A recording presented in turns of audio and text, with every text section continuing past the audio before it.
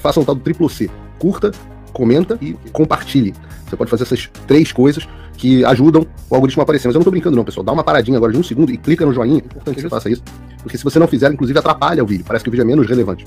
Beleza, Anselmo. Antes de eu começar meu comentário, Anselmo, eu preciso que você esclareça alguma coisa para mim.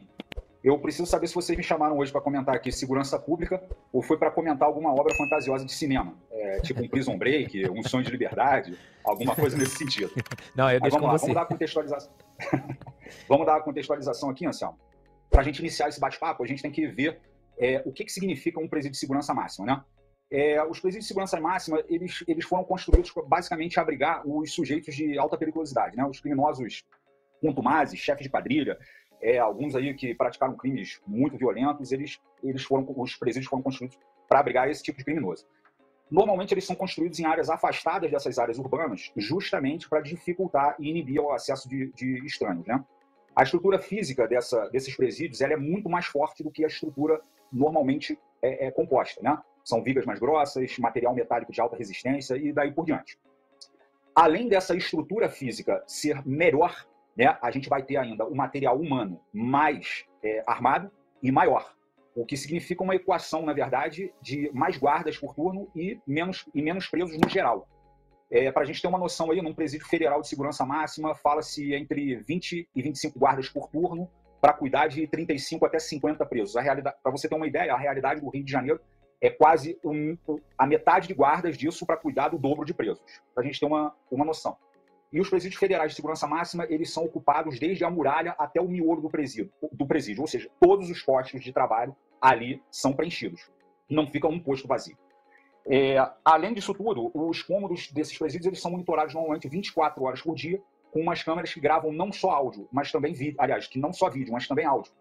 E o policial penal que trabalha tanto no miolo quanto na muralha, quando ele vai fazer qualquer tipo de movimentação dentro do presídio, ele tem que se identificar para essas câmeras. A título de exemplo, a gente pode falar de um policial penal que queira se deslocar da área A da ala A para a ala B. Ele vai ter que se identificar para a câmera, aguardar uma autorização externa e vai ter uma liberação de um outro agente penal que libera ele por acesso remoto. Ou seja, essa central não fica nem dentro do presídio justamente para trazer mais segurança. E ainda sobre isso, quando a gente fala em deslocamento de preso, a questão ainda fica mais complicada, porque existe um contingente mínimo para fazer esse tipo de manobra. Ou seja, quando eu vou transportar o preso do lugar X para o lugar Y, eu tenho que transportar ele algemado e eu tenho que ter, no mínimo, 2 policiais. Ou seja, sempre vai se trabalhar com 2 a 3 policiais para esse deslocamento. Agora, especificamente, quanto ao presídio de Mossoró, as celas são individuais, tem, em média, 6 metros quadrados, não tem possibilidade de comunicação entre elas, não existe tomada, não existe equipamento eletrônico. E para você ter uma noção do quão rígido é esse regime, até o banho dos presos é regulado por horário. Tanto o banho de sol quanto o banho mesmo, de água, né? O presídio de Mossoró ele é monitorado desde a estrada de acesso, como eu falei lá em cima, até o interior das suas galerias. E só adentra o presídio quem já está previamente cadastrado e se submeteu à entrevista com os policiais penais. E também fez a passagem por um raio-x, sendo que a revista pessoal é extremamente rigorosa. Ou seja, tanto os visitantes quanto os advogados só se comunicam com os criminosos através dos vidros blindados, que são divididos em parlatórios. Não existe o contato físico entre preso e preso ou preso com um agente externo. Agora, uma questão que me chamou a atenção, foi uma coincidência interessantíssima, que não está sendo levantada pelo consórcio, mas que eu acho que cabe a gente trazer aqui para discutir. É o seguinte: em março de 2023, aquela dama do tráfico, né, que é a esposa de um dos chefes do Comando Vermelho do Amazonas, foi até Brasília para ter reuniões oficiais em alguns ministérios lá. E as bandeiras que ela levantou foram justamente as bandeiras do rigor das revistas e do conforto dos presos.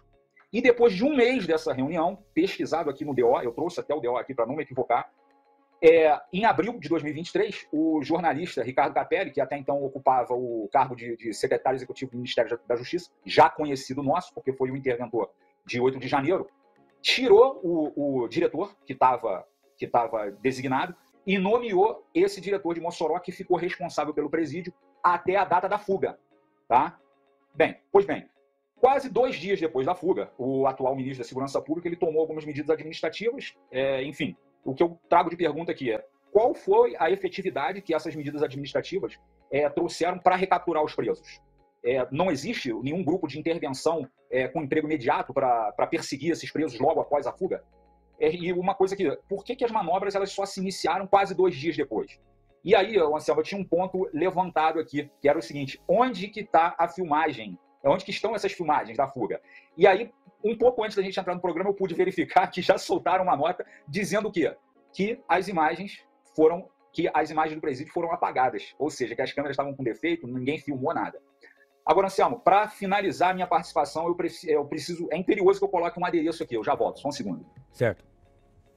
Se depois de tudo isso que eu te expliquei, Anselmo, você ainda me afirmar que esses 2 presos, que não tinham comunicação entre si, furaram os tetos das suas próprias celas, cujas estruturas são absurdamente fortes, com suas próprias mãos, caíram num canteiro de obra, no meio de um pátio, lá nesse canteiro encontraram um alicate de corte, que é um negócio enorme, chamado de mantegão, cortaram vários alambrados, não soou nenhum alarme, ninguém percebeu, fugiram para o mato e foram felizes para sempre, você está querendo me tirar de palhaço, Anselmo. Peraí! Desculpe interromper esse vídeo, mas é que eu continuo censurado pelo STF. Além deles cancelarem meu passaporte, congelarem todas as minhas contas bancárias e bloquearem as minhas redes, agora eles também querem proibir os meus vídeos no Brasil. Você pode continuar me acompanhando seguindo o meu segundo canal, que é o canal de cortes. Mas melhor ainda é se inscrever no meu canal do Rumble, que é o concorrente do YouTube que não cumpre essa censura. E se quiser ter acesso a todas as minhas postagens para sempre, deve se inscrever no meu Locals, que funciona de uma forma parecida com o Facebook ou o Twitter.